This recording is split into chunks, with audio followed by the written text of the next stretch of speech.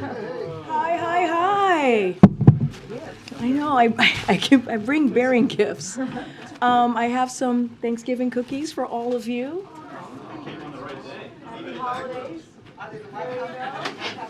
You guys have to pass this around.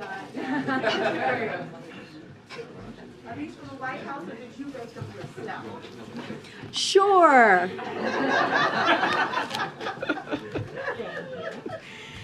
you have time to bake, I'll be It would be quite impressive, wouldn't it be? Oh, I know. Okay, good afternoon, everybody.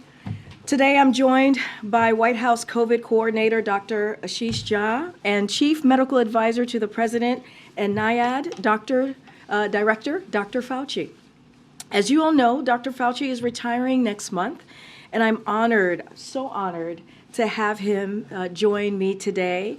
One more time at the podium, and he's going to discuss the importance of getting your updated COVID vaccine shot ahead of the holidays. For so many Americans throughout our fight with COVID, Dr. Fauci has been a source of information and facts. But Dr. Fauci's leadership and legacy stretch far beyond the past couple of years, as you all have known him. It actually goes back even further, as I was just stating, whether it be HIV/AIDS, Ebola, or COVID-19, for close to 4 decades and under 7 Republican and Democratic presidents, Dr. Fauci has always led with the science, and our country is stronger and healthier because of his leadership. Today, he's returned again to tell you a bit more about the science related to this updated COVID shots that you've heard us all talk about, and an important, clear message you've heard from him before, which is please get vaccinated. Get your vaccine. So without further ado, it is my pleasure to introduce and welcome Dr. Fauci for his last run at the podium. It's all yours, Dr. Fauci. Thank you very much, Karine, for that really very, very kind introduction. It's really a great pleasure to be back here with you again, albeit, I believe, for the last time. But as Karine said, I'm going to spend the next just couple of minutes talking to you about the importance of getting an updated booster vaccine as we enter into the holiday season and the colder weeks and months of the late fall and early winter. So let's just talk very briefly about what we know about the vaccines, because we want to make our decisions really based on facts, evidence, and data. Are the vaccines safe? That keeps coming up. The answer is now, overwhelmingly, it should be off the table. There have been 13 billion doses of a COVID-19 vaccine that have been distributed worldwide, hundreds of millions in the United States, and there's robust safety monitoring systems that are in place, and clearly an extensive body of information clearly indicates that they're safe. Next, are they effective? I believe you are all aware of this. If you look at the striking data, overwhelmingly show the effectiveness of vaccines, particularly in preventing severe illness and deaths. And recent data that has come out indicate that if, in fact, you are vaccinated and boosted compared to an unvaccinated person, there's a 14 times lower risk of dying in the most recent BA.4/5 era compared to unvaccinated, and at least a 3 times lower risk of testing positive compared to the unvaccinated individuals.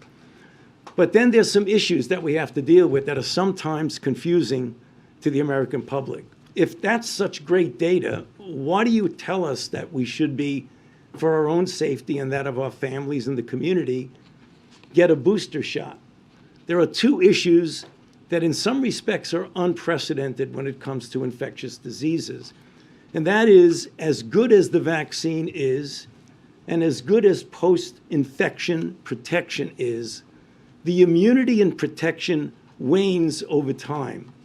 Let me put it into some perspective for you. If you get vaccinated with measles or infected with measles, the duration of protection is measured at a minimum in decades and likely for a lifetime. That just happens to, unfortunately, not be the case when you're dealing with coronavirus and particularly SARS-CoV-2. So you need to update the protection that we know is good protection. Next, we have the complicating issue that we can't do anything about, is that you have the emergence every several months now, historically, of variants. Remember, Delta, Omicron, BA.4/5, BQ 1.1, the things that we're all hearing about and reading about and seeing. You don't have that with another example, just getting back to measles, which we're all familiar with. There are no variants of measles. I got infected with measles when I was a youngster because I'm old enough to not be getting the vaccine. And that measles is the same measles that's circulating now in the developing world. It doesn't change. And that's the two major reasons for getting a booster. The booster's bivalent. People get confused with that word. What does bivalent means? There's two components. One is the ancestral original vaccine that we all got, and the other is the updated BA.4/5. So then people ask appropriate questions. Do they really work? What are the parameters to see if they work? There are two parameters. One is what the vaccine does in boosting an immune response. We refer to that in the medical circles as immune correlates. And then there's the real-world vaccine efficacy. If you look at the recent data that has now been coming out from the companies as well as academic investigators, it is clear now, despite initial bit of confusion, that the BA.4/5 bivalent booster, what we refer to as the updated vaccine, clearly induces a better response against BA.4/5 and the sublineages of BA.4/5 than does the ancestral strain. So from a pure immunological standpoint, it looks quite good. Clinical efficacy data from the CDC will be released. In fact, it already has been released. It was supposed to be released at 11:30, which is clinical efficacy data, looking at real-world data of hundreds of thousands of people, looking at the capability of the virus to protect against the real-world BA.4/5 that has been circulating. And we know that that is really quite good. So you have immunological data, and you have now clinical efficacy data. Everybody was asking the question, where's the clinical efficacy data? Now it has come out with the CDC MMWR this morning. So we know it's safe. We know that it is effective. So my message, and my final message, maybe the final message I give you from this podium, is that please, for your own safety, for that of your family, get your updated COVID-19 shot as soon as you're eligible to protect yourself, your family, and your community. I urge you to visit vaccines.gov to find a location where you can easily get an updated vaccine. And please do it as soon as possible. Thank you. Well, hard to follow Dr. Fauci, who I would argue has been the most important, consequential public servant in the United States in the last half century, and a leader and a role model for so many of us. So, Tony, thank you. So thank you for reviewing the safety and effectiveness data. I will tell you, it is remarkable to me what data have come in the last month. I was here in front of all of you a couple of months ago talking about what we expected. All of the evidence that has come in the last month has far exceeded our expectations on the efficacy of these vaccines. And the safety data continues to be terrific. Today I want to focus on a new 6-week sprint that the administration is announcing to get more Americans their updated shots before the cold and winter season really settles in. Now, I want to start off by saying we are heartened to say that we are not alone in this effort.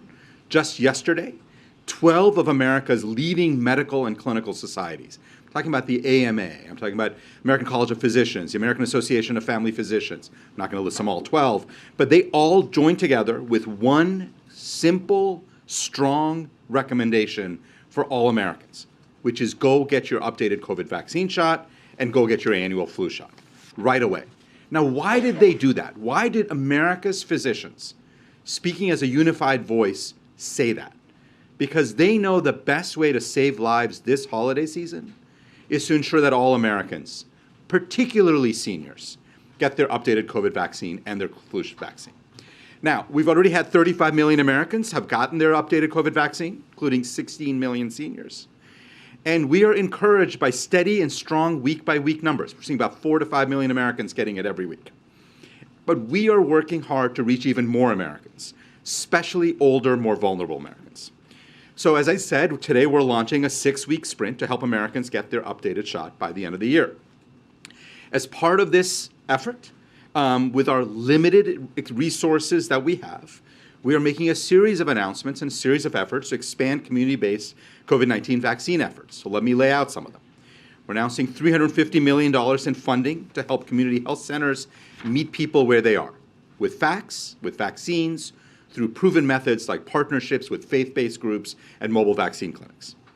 We're announcing an additional $125 million to help local aging and disability networks to get older and more vulnerable and disabled Americans vaccinated. This will include efforts at senior centers across our great country. The Center for Medicare and Medicaid Services, CMS, is going to be issuing guidance today, reminding nursing homes that they are required to educate their residents on the benefits of COVID-19 vaccines, and they are required to offer vaccines to residents. And nursing homes that don't do these very basic things will be referred for greater oversight and possibly face enforcement actions. We're doubling down on our trusted messengers work because we know that makes a difference. We're working with national and local organizations, state and public health departments, pharmacies. You're going to hear schools and colleges and universities announce that they're hosting clinics. All of this, we think, is going to make a difference. Also, what will make a difference is more paid media efforts by the Department of Health and Human Services, designed to reach tens of millions of Americans, for instance, that are watching the World Cup through television and through digital ads. Bottom line is that we're doing everything we can in the next 6 weeks to help families get their updated COVID shots by the end of the year, because it's the best protection for this winter. And remember, for a majority of Americans, this is going to be a once-a-year shot. One COVID shot once a year, just like the flu shot. Now, while I'm encouraged by the work that so many are doing, we need everybody to step up. We need to make protecting our loved ones an important part of the conversation we have around the Thanksgiving table, an important part of the conversation we have in the days and weeks ahead. Because here's what we know. If folks get their updated vaccines and they get treated if they have a breakthrough infection, we can prevent essentially every COVID death in America. That is a remarkable fact 2.5 years after we found this virus first in our country. But it's going to take all of us to make that happen. So please, don't wait. Get your COVID shot. Get your flu shot. That's why God gave you 2 arms. You can one in each arm if you want. Go to vaccines.gov, and let's do everything we all can to protect the American people. Thank you. Okay, take a couple questions. Go ahead, Steve. Dr. Jean, why is a 6-week, why is this necessary? Are the numbers lagging? No, look, we've had very consistent, as I said, about 4 to 5 million shots going in. There are a couple of things that, we are obviously now entering a higher risk part of the year. Why? Because each of the last 2 years, we've seen a substantial increase in cases as we got into December and January. So this is a really important moment to announce this effort. We think that if people do this now and do this over the next couple of weeks, it's going to protect them over the holiday. So we think this is exactly the right time to make this. And the administration is obviously deeply committed to making sure we're doing everything we can to protect the American people. For Dr. Fauci, I have 2 questions if I can. Hospitalizations for the flu at this point in the season are the highest in over a decade. Why is the flu so bad this year, and how much protection is the flu vaccine providing for those who have gotten it? Yeah, well, let me answer the second question first, is that the vaccine is well matched to the circulating strain. So that, again, is another really good reason to tell people what Dr. Jar and I and others have been saying about get your flu vaccine, because that's one of the issues that we're going to be dealing with this winter that we can do something about. When you have seasons of very low flu, which got kind of bumped off the table by COVID, when you have respiratory illnesses that circulate, they sort of have niches that you very rarely have one and the other at its peak. So when we were at a peak with COVID, all the other respiratory illnesses, including RSV and including flu, were very, very low compared to other years. When you now open up in society, People now maybe are under-vaccinated. Not everybody's wearing a mask. We're trying to get back and are getting back to some degree of normality. You almost have like a rebound effect of something that was very low for 2 seasons. If you look at the flu over the last couple of years, in the peak of the COVID back in 2020 and 2021, we were having the lowest flu seasons on record. So it's not surprising that we're seeing it return back. And if you don't, one more if you don't Sure. mind. This is your last appearance at the podium. You became a household name in large part because of your appearances here at the early stages of COVID. What do you want Americans to remember about your service in government? Well, I think what I've accomplished in my 54 years at the NIH and my 38 years as the director of NIAID, although COVID is really, really very important, it is a fragment of the total 40 years that I've been doing it. So I'll let other people judge the value or not of my accomplishments. But what I would like people to remember about what I've done is that every day for all of those years, I've given it everything that I have, and I've never left anything on the field. So if they want to remember me, whether they judge rightly or wrongly what I've done, I gave it all I got for many decades. I'm hoping I can ask quickly about also the XBB variant that's rising from India and Singapore. What should Americans expect as that variant continues to rise? And just to take a step back, I know you were encouraging folks here to get their latest booster, but should Americans expect what we've been seeing in terms of more cases, not as many hospitalizations? Just a step back, what should Americans expect when it comes to COVID?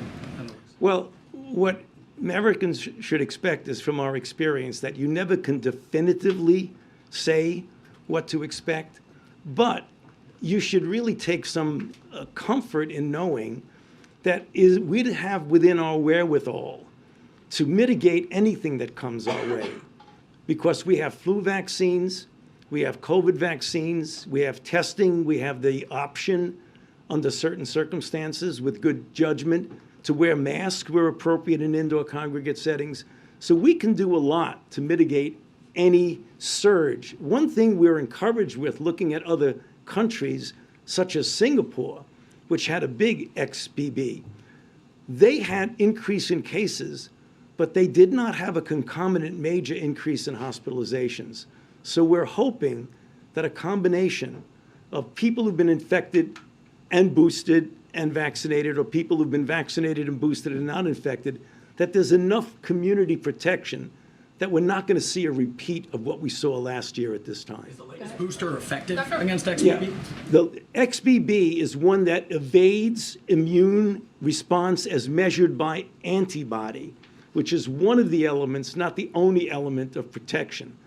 Much more of cellular T-cell responses protect you against severe disease. The protection is diminished multifold with XBB. If you look at the best, and then it goes down a bit with one, it goes down with BQ 1.1, it goes down even more with XBB. It doesn't fall off the map, but it goes down. So you could expect some protection, but not the optimal protection. Got April, and then Alex in the back. Dr. Fauci and Dr. Josh. Dr. Fauci first, and Dr. Josh, first on the issue of COVID and mask wearing. We're not talking about mask wearing in this moment. Masks and the word masks have become a pejorative in some parts of this nation.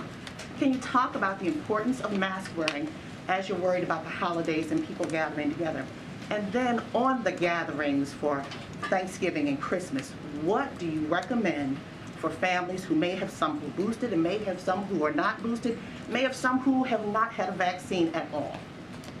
Well, I think your first and second question are related, because what it really tells you is that we have multiple interventions and multiple actions we can take to protect ourselves. So there's a whole spectrum. Masking is one of them.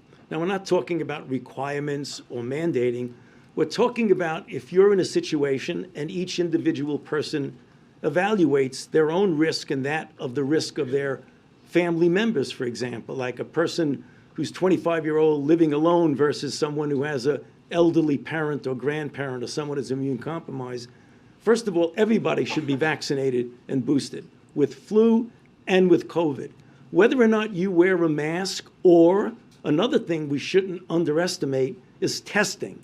So when we're gathering at a family gathering for Thanksgiving or for Christmas or for any other holiday as we get into the winter, it makes sense that you might want to get a test that day before you come into a place in which you might be infected and spread it, or other people who might be there, in order to protect. So masking is important, but you can count masking, vaccine, boosting, testing. All of that is part of the spectrum of protecting yourself and your family. What do you say about the word mask now being a pejorative in some communities? No, it shouldn't be. I mean, you're absolutely right. I mean, I know sometimes when you walk in and you have a mask and nobody has a mask, you kind of feel guilty. You shouldn't feel guilty. You look terrific, right? I have no problem in here wearing a mask. Thank you. All right, we gotta move on. Go ahead, Alex. Go ahead. Alex, don't be disrespectful. You're being disrespectful.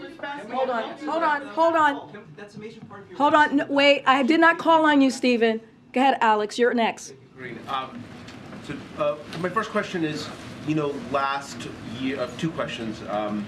The first is, last year we were really kind of hoping that the holiday season would go well, sort of look normal, and then Omicron came along and sort of disrupted a large chunk of January, February schools, flights.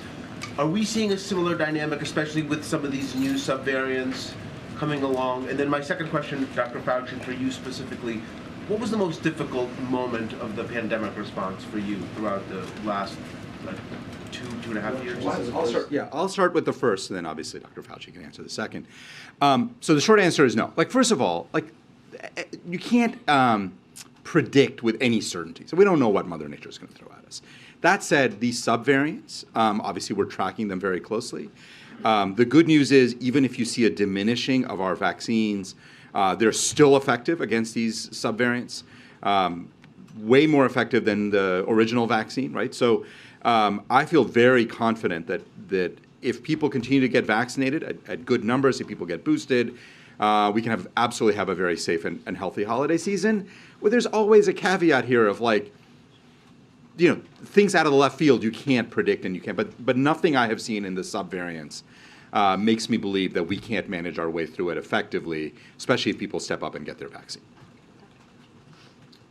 So that's a really difficult question to answer, but the most difficult because, we've all lived through almost 3 years of the most horrendous outbreak that we've experienced as a society in well over 100 years.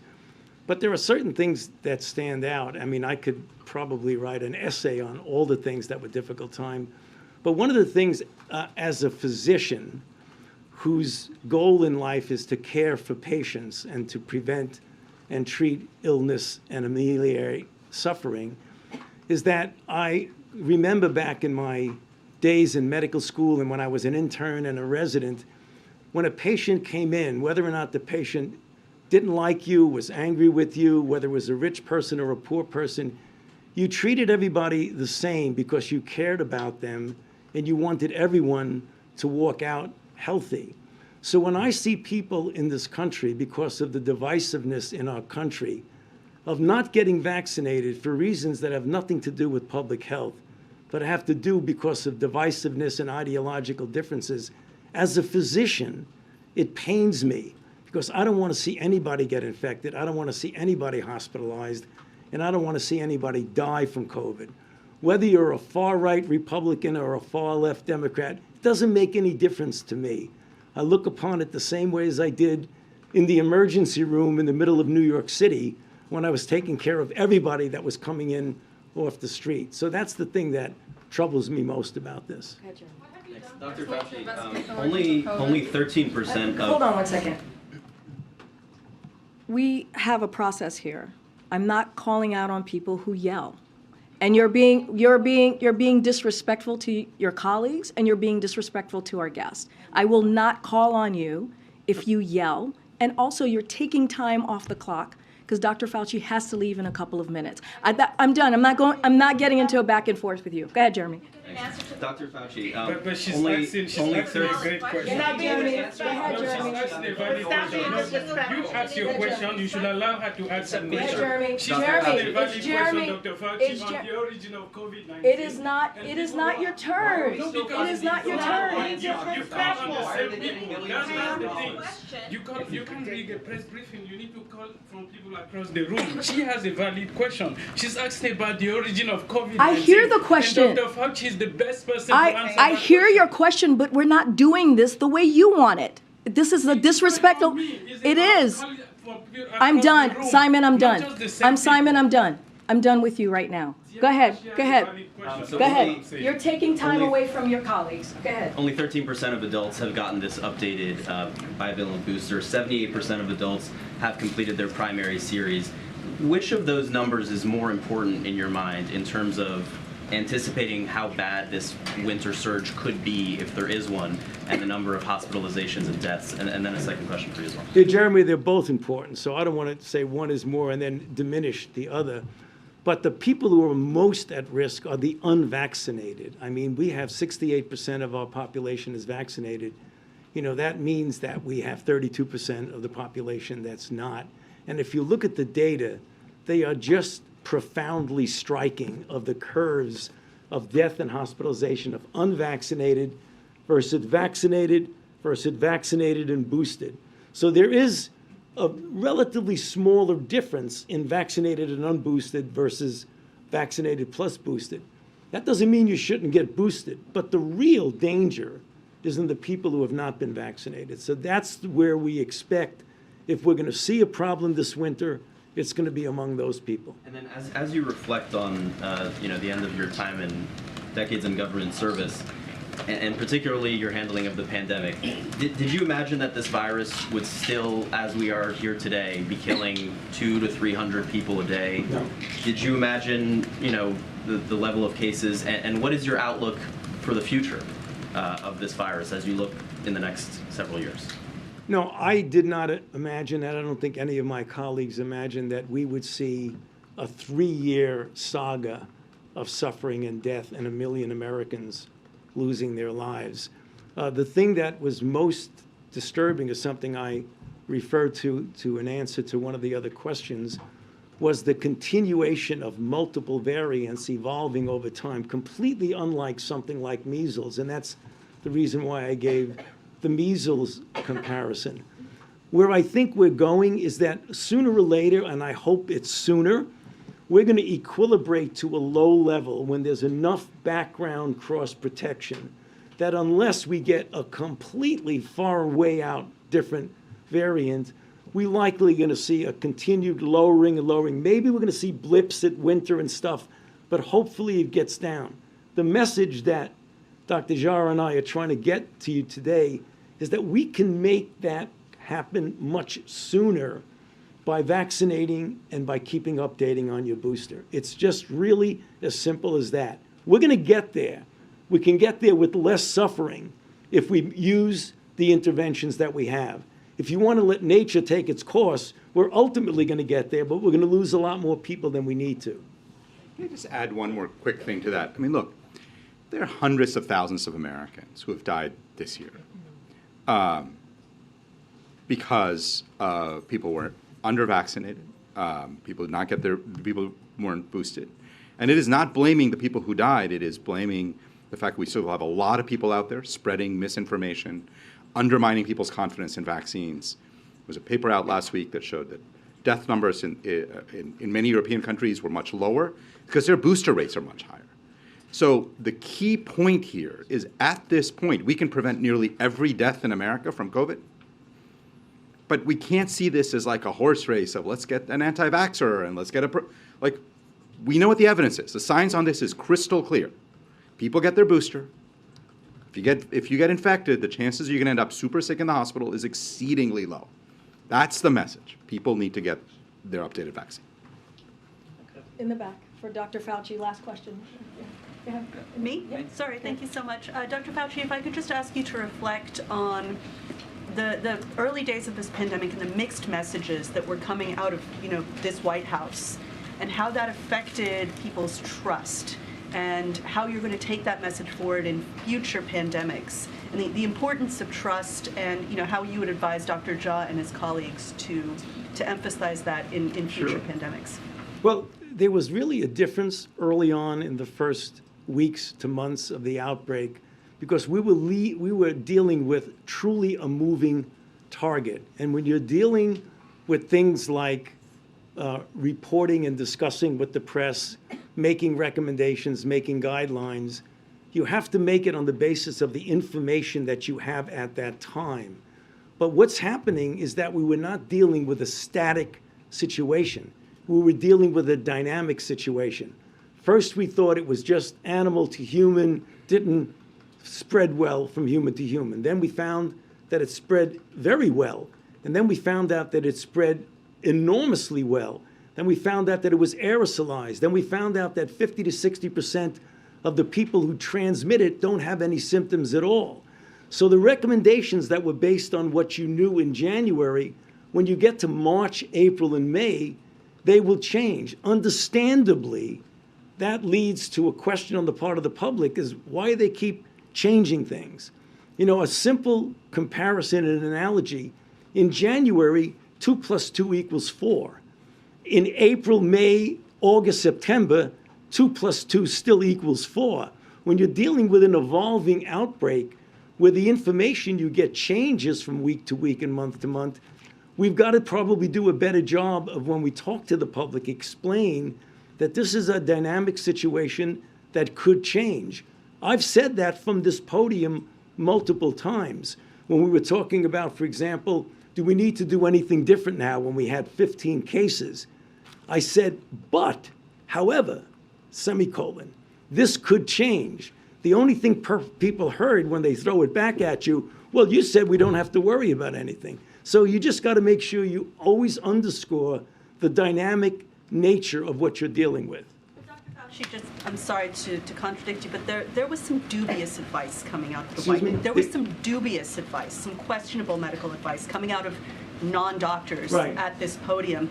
How do you think that affected the progress of this pandemic? Well, and you what remember, you if you were around, that at this podium, I contradicted those, which set off a whole series of things in my life. We have to continue, and we were just talking about this a little while ago. The way you counter misinformation and disinformation is that to do whatever you can, as often as you can, to provide correct information. The people who have correct information, who take science seriously, who don't have strange way out theories about things, but who base what they say on evidence and data, need to speak up more, because the other side that just keeps putting out misinformation and disinformation seems to be tireless in that effort, and it's going to be very difficult. All right, thank you, Dr. How are you Fauci. preparing Thank you. for the likely Thank you. aggressive oversight from House Republicans, the new majority next year that they've been So, promising on some hold of on these one very- second. Dr. Jha is going to stay to take a couple more questions, but Dr. Fauci actually has to go. So thank you so much, Dr. Fauci. Thank you. I can answer this You want to question. answer it? Yeah. Okay, he says I'll See, answer it. Okay, I'm a go good- ahead. Go ahead. I'm just trying to keep him all on right. time. The answer is, if there are oversight hearings, I absolutely will cooperate fully and testify before the Congress if asked. You may not know, but I've testified before the Congress a few hundred times, okay, over the last 40 years or so. So I have no trouble testifying. We can defend and explain and stand by everything that we've said. So I have nothing to hide. Just a quick follow-up on that, Dr. Fauci. How much do you think, Dr. Fauci, how much, just a follow-up on the oversight, Dr. Fauci. All right, thank you, Dr. Fauci. Time for a couple of questions. We'll take a couple, Dr. Jha. Yeah, you can pick up, and then we'll try and get some more around the room. The administration has requested $10 billion in this lame duck session for the urgent COVID needs that still remain. That's less than half of what you had even requested during the summer. Yep. Is that sufficient in your mind to meet these needs, not just to deal with COVID, but the strains on the hospital system we're seeing from flu, from RSV, and at a time when you're making these kinds of urgent requests and warnings, is it undercut at all by some of the rhetoric we've been hearing, even from the president? He talked about this Thanksgiving being different than what we've seen in the past, and just 2 months ago he talked about this COVID crisis being over as we know it. So you're absolutely right. We've asked for $10 billion. I think 9.7 or something, but about $10 billion. It is less than what we had requested back in March, and that's because we have pulled resources from other things. I've talked to you about this from this podium. The really critical other public health needs that we have pulled resources from to buy vaccines, to buy treatments. Even the resources we're announcing today are from other really important programs. But that $10 billion is now critical. It is to make sure that we do have enough vaccines and treatments and tests to get Americans to a point where eventually, as this response changes and we more normalize vaccine treatment purchases through the regular health system, we want to make sure that we do that in an orderly way. We want to make sure that we got uninsured and underinsured Americans covered. So we obviously need resources for that. What you heard from Dr. Fauci is we are at a point where this virus continues to evolve very, very rapidly. And we updated the vaccines. They are working great right now. But the virus will continue to evolve, and at some point down the road next year, we're going to have to update the vaccines again. The truth is that for the long-run management of this virus, we need variant-resistant vaccines. We need vaccines that prevent transmission. What you have seen is China make a very large investment in mucosal vaccines because they understand that that's how you deal with respiratory viruses. America is falling behind on this really important technology. A major part of our request is for funding for public-private partnerships to move those kinds of technologies forward, to move a next generation of treatments forward. So we are trying to be prudent, obviously, in requesting resources that we think are absolutely essential and necessary. And all I can say is Congress needs to do its job and step up and protect the American people. Karine, thank you for allowing me to ask a question. Dr. Jha, my question simply has to do with vaccine mandates. Even if the vaccine is safe, even if the vaccine is effective, there's always been a question since the beginning, should they be mandated? Should people lose their jobs? Should military members be forced out of the service over these vaccine mandates? And to this day, I don't think the administration has backed away from those mandates. Is it fair at this point in the endemic to back away from vaccine mandates and do what you're doing today, which is simply encourage people to get their vaccines? Yeah, so I think mandate decisions are always made at the local level so you can have, I have had a vaccine mandate that I have been subject to for 20 years for a flu vaccine, because as a physician, the hospital where I worked said I could not step foot on campus after I think like December 1st or something if I didn't have my flu vaccine. Was that appropriate? The hospital thought it was, because they said that's how we make sure we protect other healthcare workers and that's how we protect patients.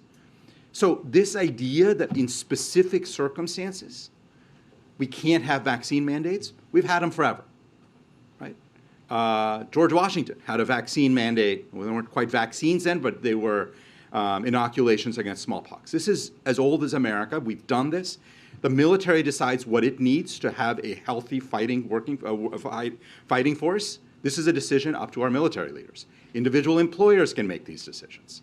So we've had a long history of this, of individual local decisions on these kinds of issues, and I think that is completely appropriate. I just want to pick up the point that Dr. Fauci was making about misinformation.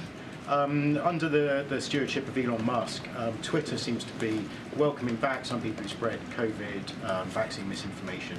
Marjorie Taylor Greene's personal account being reinstated, for example.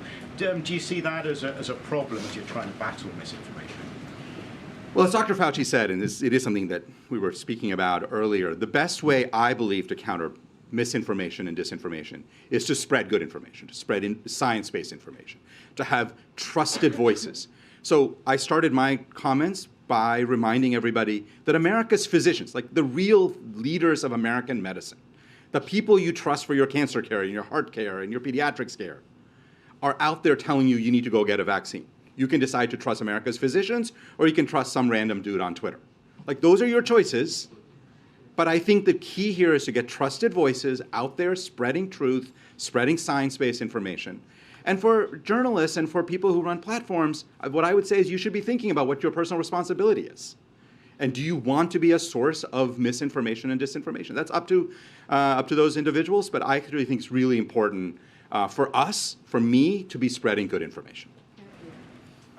So Dr. Fauci said that it is not surprising there's this rebound effect with the flu this season. Why then does it seem like the country is caught so flat-footed? by it? What do you mean caught flat-footed by? People in this country are struggling to get basic antibiotics and antivirals. Why? So I'm not sure what. So we have plenty of Paxlovid. I've not heard people struggling. The flu and RSV. So I don't know what antivirals you're thinking about for RSV. There aren't any that I'm aware of. There is a monoclonal that's for very, very high-risk children. We have that. We have plenty of that. So I don't think anybody's struggling. I'm not aware of anybody struggling to get the monoclonal for high-risk children, immunocompromised children. There's a But CNN headline today. Okay. Shortages of antivirals and antibiotics compound the stress of a rough season for viral illnesses in kids. again, I'd have to look at the specifics. What I would say is we often see shortages of individual antibiotics. I'm not aware of antivirals that are in shortage. The single most important thing that people need to do to protect themselves in this moment where we have a lot of flu, still have a decent amount of RSV, still got a good amount of COVID. The single most important thing people need to do is go get vaccinated. It keeps you out of the hospital. It keeps you from getting particularly sick. We have plenty of flu vaccines. We have plenty of COVID vaccines. We have plenty of COVID antivirals. As I said, I think the country is ready. We're ready to support hospitals that are getting into trouble. We have been working with jurisdictions over the last month, meeting with them. If hospitals need help, we've offered that, and we stand ready to help hospitals get through this moment. So previously you talked about getting your vaccine or your booster before Halloween. We're now well past that. Is the administration behind on this? You're doing a 6-week sprint before the end of the year, but you were saying to get fully protected for the holidays, this already had to happen before. Why wasn't there this sprint, this outreach before, when it really would have had a bigger effect? Well, no, so two things. First of all, we have been talking about this, I would say, pretty consistently for a couple of months now. And I was out here talking about people getting it before. Look, it's certainly not too late. If you think about the holidays that are coming, it takes a couple of weeks to get maximal benefits from your booster. You start getting it relatively quickly. People go out and get vaccinated this week. They will have a lot of protection during December, January, February onwards, the time that we socialize the most. So we have been doing a lot to keep vaccines and vaccinations happening. What we're doing now is redoubling that effort and making it very clear that people need to go out and get vaccinated. Signal that the country's behind the 8 ball and getting boosted, though. No, I think we've had slow, steady progress. But the bottom line is strong and steady progress. But the bottom line is we need more Americans vaccinated, and the weather's starting to get colder outside, as you can tell. And we know that this virus, in the last 2 years, each of the last 2 years, we've seen substantial increases late December into January. And so going out and getting vaccinated right now is a great way to protect yourself if that pattern holds. The federal government purchased 171 million doses of this updated vaccine, and so far you've got 35 million into arms. That seems like a far cry from what the government has paid for. Is your expectation that you'll ever hit that 171? Let's talk about the purchase we made. So first of all, our goal was to make sure we had enough vaccines for everybody. In rural areas, for instance, you end up having to deal with the fact that you might have a vial of 5 doses and are only able to give out 3. So that's always something that we factor in, right? Second is over time, there will be updates. FDA may, and again, I don't want to get ahead of FDA, at some point make a decision that the bivalent vaccine is what you want to use as a primary series. When FDA makes that decision, if they make that decision, we want to make sure we have plenty of vaccines for that. So we have made these purchases thinking across all of the ways in which Americans will need vaccines and have made decisions to make sure there are plenty of vaccines available for Americans wherever they are, in rural areas, in urban areas. And I think that was a really good decision to make sure that there's plenty of access, no matter how our vaccine usage shifts. I don't know what the numbers are for the flu, but are you expecting that year after year, some number of Americans will get their updated vaccine, and what number are you hoping to achieve? Yeah, so we don't have a target. At this moment, I do believe that given where we are with COVID and the evolution of this virus, I do expect that for majority of Americans, they will need an annual COVID vaccine to have maximal protection. If you think about it, a majority of Americans were eligible for a booster last fall. If they got it last fall, they're eligible again this fall. There's been a lot of, it's hard to make specific predictions about this virus, but all the science and all the evidence we have suggests that we're probably going to need to update our vaccine again next year and have Americans get vaccinated again next year. Right now, our focus is let's get Americans protected this fall and winter with the updated COVID vaccines we have. All right. Thank you so much, Thank you Dr. so Jha. much. Thank you. Thanks, everybody. All right, thank you, Dr. Jha. Just one thing at the top, and then we can get going with some questions. Since this weekend's tragic shooting in Colorado Springs, we've learned more about those killed in the senseless attack. All started their Saturday night like so many Americans, going to work, going out with friends and families, but lives were cut short by senseless and an act of violence. Kelly Long had just turned 40 last week. Her sister remembered her publicly as a, and I quote, wonderful person who was loving and caring and sweet and always put others before herself. A friend of Kelly's recalled her being supportive and selfless and had looked forward to seeing her for Thanksgiving this week. Danielle Austin was just 28 years old. He was a bartender and entertainer at Club Q who overcame being teased by peers in school as a child and found joy in performing. Daniel's mother, Sabrina, was one of his biggest fans and would bring friends and family to his performance at Club Q. She said, and quote, lit up a room. He lit up a room. Derek Rump was also just 38 years old. His friends told the Washington Post that Derek was, quote, what made Club Q, end quote. A bartender, performer, and an avid Britney Spears fan. Friends and customers remembered Derek for making everyone feel welcome at Club Q. They talked about his positivity, kindness, and generosity, recalling he had a heavy, poor, and was a great listener.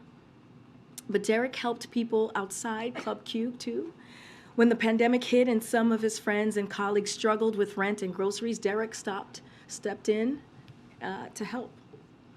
Ashley Paw, her sister, remembered Ashley as a loving mother and wife who leaves behind an 11-year-old daughter.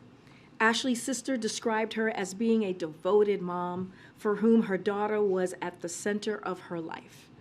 She spoke about the hole that will exist for their family this Thanksgiving and forever after. Raymond Green Vance was only 22 years old, just 22.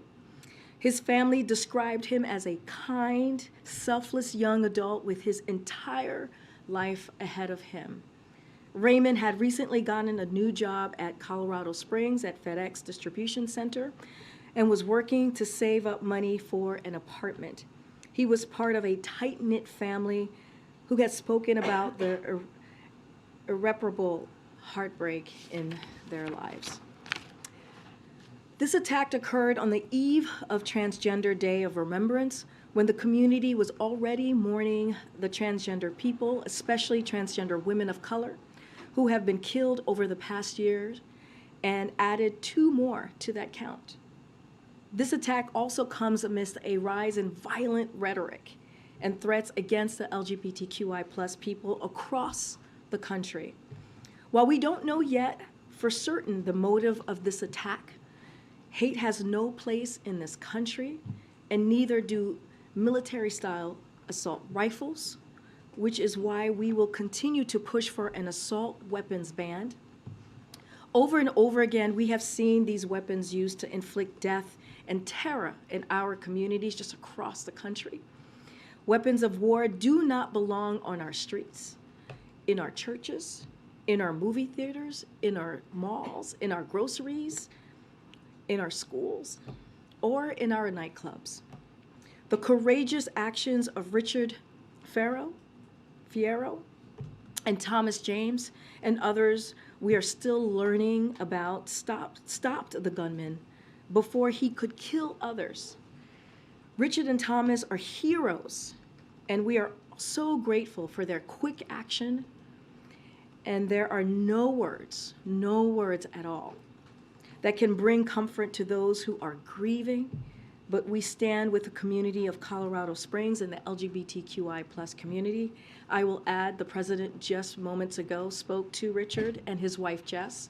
He offered his condolences to them, and also there's his support, and talk through what it's like to grieve as you know, the president, that is something that he is able to do very personally, and thank him for his bravery and again for his just instinct to act and the ability by him doing that, saving maybe dozens of lives. With that, Chris? Two questions. First off, on what you're just speaking of, given the anti-trans rhetoric that has been so prevalent even in the wake of the shooting, what plans does the president have to speak more about this? What else is the White House planning to do on that specific issue? So I would say that the president has been very vocal about speaking against violence, as you've heard him many times before over the past, not just 20 months, but throughout his career. He's been very clear that hate, political violence have no place at all. Not just in our political discourse, but just in everyday lives of American people. And we will continue to do that. We will continue to call this out. We will continue to be very clear how when you hear this type of when you see this type of hatred, again, I want to be very careful because there's an investigation going on, so I don't want to get ahead of the investigation. But just more broadly, hate and political violence has no place in any community. The other question I have is Republican leader McCarthy is in El Paso today, reportedly going to make some kind of announcement involving the Homeland Security Secretary. How does the White House respond to criticism that it's lost control of the border? And given the change in leadership at Customs and Border Protection, what changes does the White House have in mind about how it wants to manage the flow of migrants from the border? So just a couple of things. I know I've heard that Kevin McCarthy's at the border. And the question that we have for Kevin McCarthy, who's soon to be Speaker McCarthy, what is his plan? What is he doing to help the situation that we're seeing? What is his plan? He goes down there and he does a political stunt, like many Republicans do, that we have seen them do, but he actually is not putting forth a plan to help us, deal with an issue that we're all seeing, that you all are reporting. And I mean, one of the things he can do is he can go to Texas Senator Ted Cruz or any members of the Republican caucus from Texas who voted against the president's request for record funding to support the hardworking men and women at the Department of Homeland Security, and whether they'll vote for it when it comes up again. We have put a solution to this. We have said, here are the ways that we can deal with this. The first day, on the president's first day in the White House, he put forth a comprehensive immigration plan because he knew how important it was to move forward with getting this done. But let me just say a couple of things, and then I'll take other questions. Here's what the president has done. He secured record funding levels to DHS to support the more than 23,000 agents working day and night to secure the border under Secretary Mayorkas' leadership. He put forward, again, a comprehensive immigration bill on day one. We've partnered with Mexico and Guatemala to tackle the criminal smuggling networks preying on immigrants. Those efforts have already resulted in thousands of arrests because of the work that this president has done. He brought 20 leaders together to collaboratively manage the immigration challenge impacting the whole Western Hemisphere. And we're stopping fentanyl before it even makes it to the streets of the United States. So we have a plan. We've been putting that forward. McCarthy has no plan.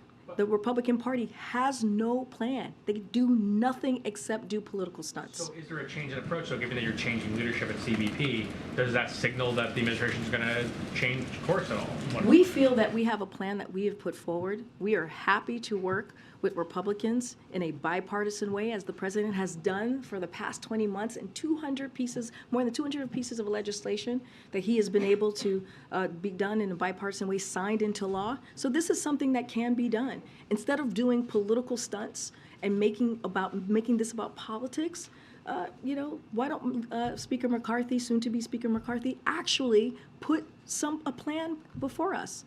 Actually come to the table and put some work into it. Go ahead. How do you go about breaking the logjam on guns on Capitol Hill? Is it even possible? Look, the president, as he says, as you've heard him say personally, he's an optimist. And so we're optimistic that we can get this done. The president's not going to stop until we ban assault weapons. This is something that he did 30 years ago. As you know, you've heard him talk about it when he was a senator. In 1994, he was able to put that forward, and it saved lives. And unfortunately, it's sunset 10 years later. So the president's going to continue to work on that. Look, people didn't think we would get a bipartisan legislation on the gun reform bill that the president was able to sign into law just a couple of months ago. People didn't think that was going to happen, and we were able to get that done. So again, we're going to just continue our efforts, continue having those conversations, because we have to keep our community safe. Secondly, is there an update on the potential rail strike? Is the president talking to any of the parties? So just a couple of things on that that I want to say just at the top, because I think it's important. I know I spoke to this on the plane yesterday. As the president has said from the beginning, a shutdown is unacceptable because of the harm it would inflict on jobs, families, farms, businesses, and communities just across the country. And a majority of unions have voted, as you all know, I know you guys are following this very closely, to ratify the tentative agreement that we saw back in September. And the best option still is for the parties to resolve their differences themselves, and that's what the president's going to continue to call on. To your specific question, though, Steve, the president is indeed involved directly, but I don't want to get into details at this time, but he has been involved. He remains focused, again, on protecting America's families. We have to avoid a rail shutdown. It will harm, again, families, businesses, and farms. And so we're going to continue to speak to this. The administration is in touch. Again, to your question, with parties involved, as we have been since before the tentative agreement was reached. Karine, to that question, the White House does seem a lot more hands-off this time around, though, than you were before the last strike deadline. Smart Transportation Division President Jeremy Ferguson this morning said that there's been, quote, no real engagement yet at this point from the administration. Can you explain what's different this time around? You keep pointing to the fact that it's the best option is for the parties to resolve this themselves. Is that because you don't want Congress to get involved, or is that because you'd like these unions to resolve this amongst themselves without involvement from the administration? We have said, look, there's a tentative agreement, as you all know about, and we have said the president has been directly involved. He's been in touch, the administration more broadly has been in touch with respective parties. Secretary Walsh, as I mentioned yesterday, has been in touch. We have been involved since before the tentative agreement. The president laid out, as you all know, a path forward. But this is something that he believes that the parties should resolve themselves. They should come to the table in good faith and get this done. Get this done on behalf of the American people. Can you explain how the president's been involved, though, just given that one of the union presidents is saying he hasn't seen any real engagement? I mean, you're so talking far, about. You've only told us that he's been briefed, but you haven't given us. No, I anything just said else. he's been direct. I said this is the third time I'm saying he's been directly involved. You're talking about one union president. There are 12, so you're talking. To other You're unions, talking or? about one. I said I'm not going to provide any details at this time. The administration, more broadly, has been also in touch with parties. Yes, the president has been clearly. He's been he's been briefed, but he has actually been directly involved. Not going to get into more details on that, but you're talking about one president out of 12, and I know that they voted yesterday. This particular union that you're speaking of, but again, we are calling on all parties to come together and resolve this. And then on a separate topic, the president has said that during the holiday season he plans to sit down with his family to talk about his intentions for running or not for re-election in 2024. Can you give us any insights into what those discussions will look like over the Thanksgiving holiday in particular? So I'm going to be careful here. It's a upcoming election, so don't want to dive into that too much here. But I just repeat what the president has said many times. What I have said many times at this podium is that the president intends to run. He plans to run. He said himself, as you just laid out, Jeremy, that he's going to have a private conversation with his family. I'm certainly not going to lay out what that conversation could look like or potentially be. That is the president's clearly prerogative to have that conversation with his family, to make that decision. But again, not going to dive in too much into this because it's an upcoming election. The president intends to run, and I'll leave it there. Let's get it. I just want to, on that private conversation, there won't be a Vogue family shoot of the private conversation. I have no idea. It's a Okay. private conversation that, by the way, I will not be part of, hence a private conversation. The directly involved. He was directly involved ahead of the September agreement being reached. Are you saying he's been directly involved this week? So I could say this, he's been directly involved since before there was even a tentative agreement, right? So that has not stopped. The president has been kept abreast as to what is happening, and he has been directly involved because he understands how important it is to make sure that we do not have a rail shutdown, because as I laid out, it would have a really serious effect on American families. Who this week, in the closing days before notices may have to go out, in the administration is in touch with the unions? Is it the labor secretary? Is it somebody else in this Well, I've building? been very clear that the Secretary Walsh has been in touch with the respective parties in this, and he has continued to stay in touch with again the parties that are involved in this agreement. But again, I'm not gonna get too far ahead of that. Look, he's encouraging, Secretary Walsh specifically, he's encouraging sides to reach a resolution that prevents a threat to a shutdown, and that's been our focus.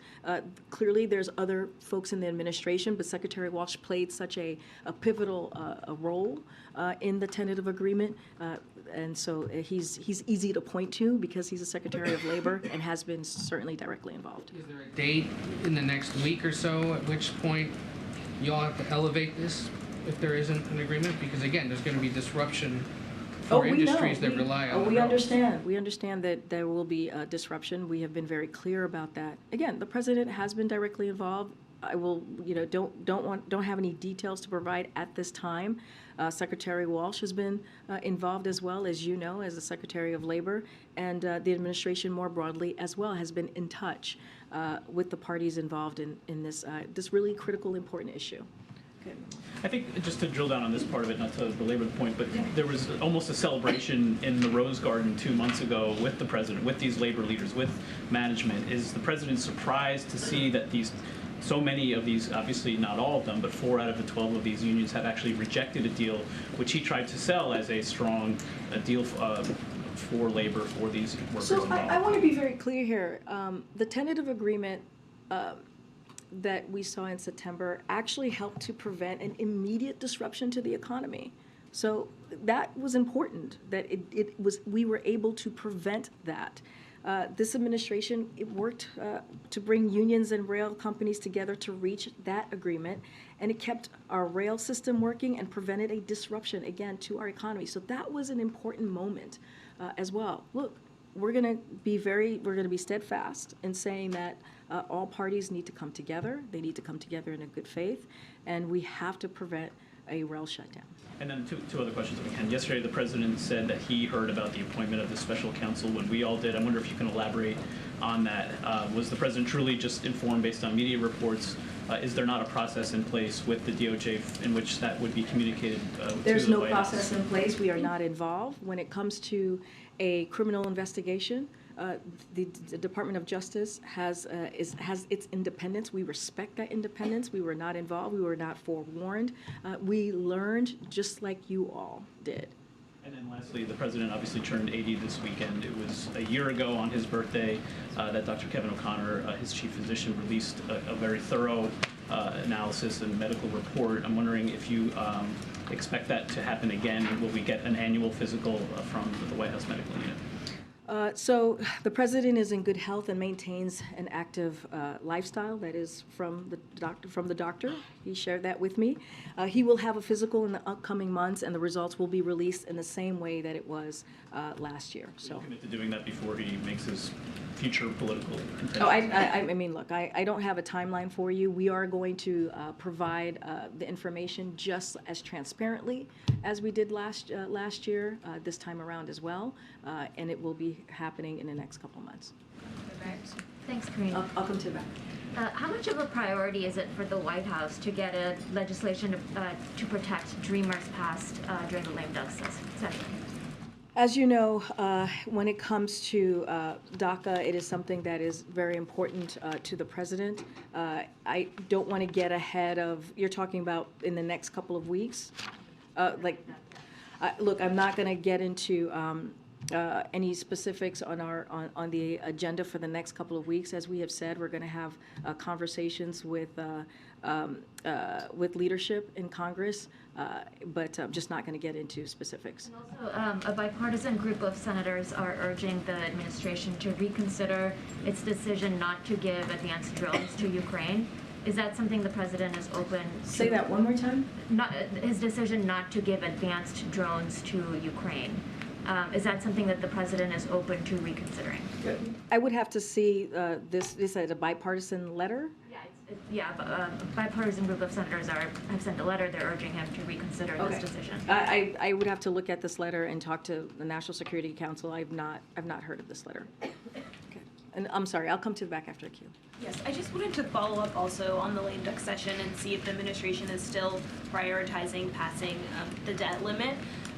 And secondly, on student loans, is there sort of an estimate for when the legal challenges will sort of start wrapping up? The president said back in October that he thought relief would go out in 2 weeks, and of course that has come and gone. So what should people expect in terms of timeline for when these legal challenges will play out? So look, on your first question about the debt ceiling, it should never, and I've said this before, it should never be a matter of political brinksmanship. We've been very clear. Congressional Republicans voted 3 times to lift the debt ceiling under the previous president. 3 times that they were able to do this. Congress must once again responsibly address the debt ceiling before its expiration. The sooner they act, the better for our economy and our country. We would welcome Congress resolving this issue during the lame duck. That is something that we are certainly open to and want to see, and we are consulting closely with congressional leadership on the issue. But again, it should not be used as a political brinksmanship. On your question, a student loan, are you talking about what specifically, just because you said 2 weeks has passed, but as you know, we have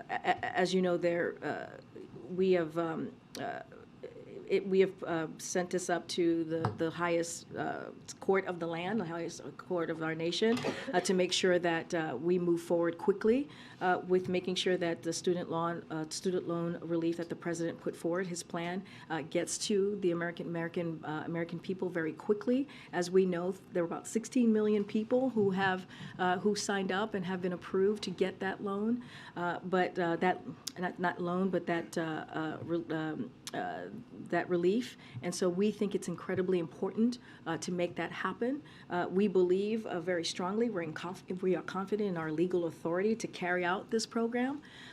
But again, I want to be very clear here, and I've said this many times before, it is really unfortunate that we see congressional officials and special interest group try to block this. The way that this president sees the student debt relief, he sees it as an opportunity to give Americans a little bit of breathing room.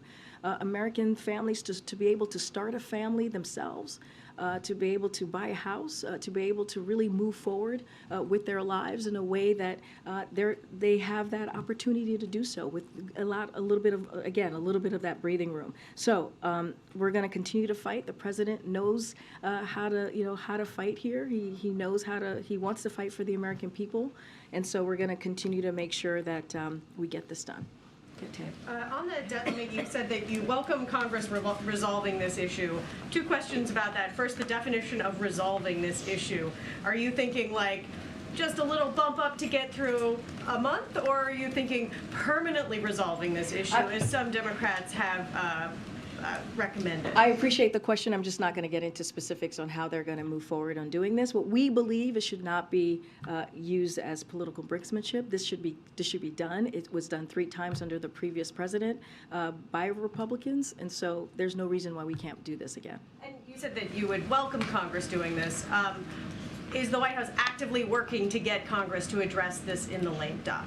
So look, As I've said before, we are continuing to have conversations. We always do with congressional members and just on a regular basis as we do here at the White House. I don't have anything specifics to read out, any conversation to read out. But again, this is something that we welcome. We again don't see this. We do not believe this should be used as political brinksmanship. Thanks a lot. I wanted to ask you about the statement that you made right at the top, talking about the need for an assault weapons ban. This is probably the best time in terms of moving that type of legislation forward during the lame duck session, given that Republicans will take over the House in January. So what is the administration doing to move this forward during this limited window that you have right now to move that legislation forward? So look, the president has always been very clear when it comes to the assault ban weapons or ban on assault weapons, which is we have something that we have to get done, and it's a priority to him, and it has been. He was a leader on that issue, on getting that legislation done 30 years ago. Under his administration, we were able to get the bipartisan gun reform legislation done just a couple of months ago. And this is something that's going to continue to be important to him. I'm not going to, I think we've talked a little bit about the priorities of the lame duck, but he wants to have conversations with Democratic and Republican leaders in the House and the Senate, and to talk about what that lame duck, that priorities is going to look like. But when it comes to, assault banning assault weapons, this is something that is personal to him. This is something that an issue that he's worked on for so long, and we don't think it should have happened months ago. It should have happened years ago. We should have communities that are safe for our kids. We should have communities that are safe for families. We should have communities that are safe for Americans across the country. But I'm not going to get into specifics of priorities. Do you see it in the same way that there is this narrow window to move this legislation forward right now?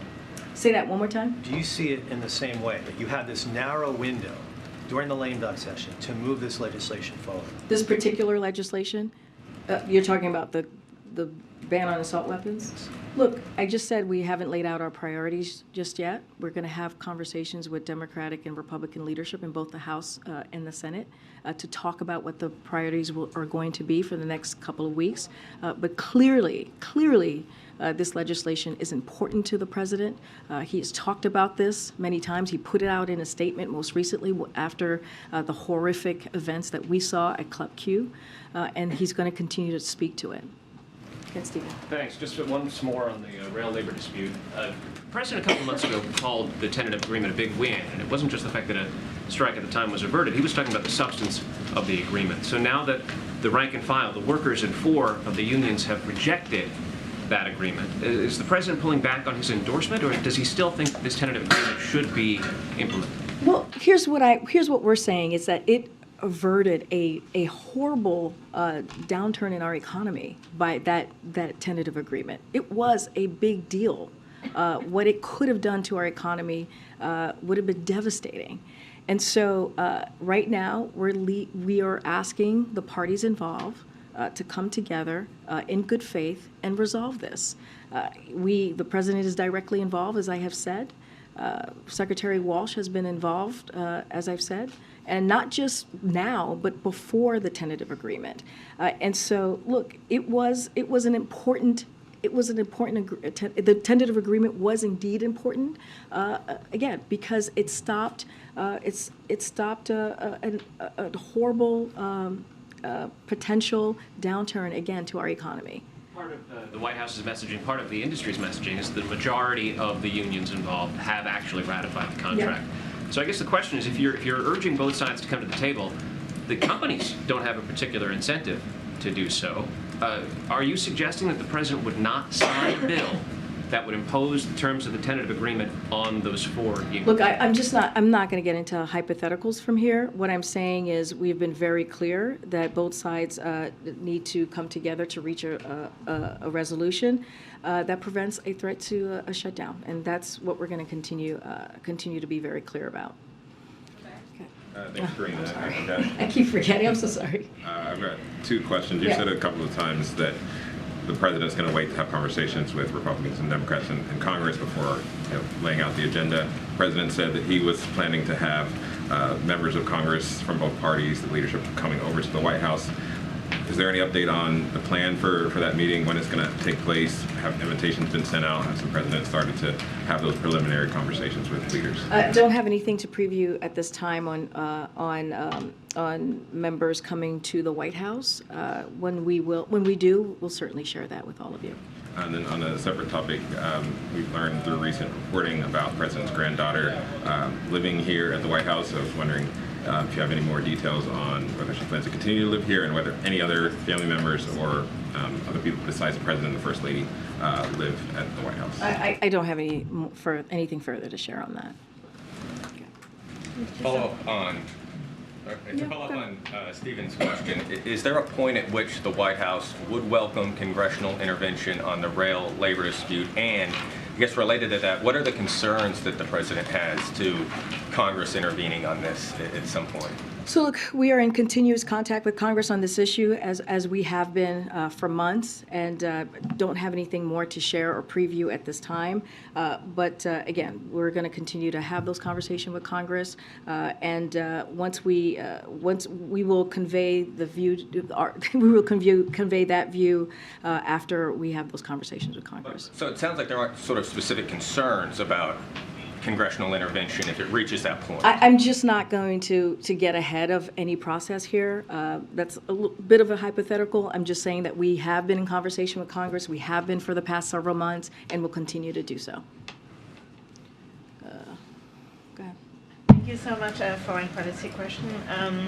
So the crackdown on protests in Iran continues, and the latest numbers we have by a human rights group is of more than 70 people killed by security forces last week alone. So it looks like sanctions or statements don't have much of an effect on the regime in Tehran. What are the next steps that the administration is considering? So let me just first say we remain gravely concerned about the intensifying violent crackdown on peaceful protesters in Iran who are demanding their equal rights, their basic human rights.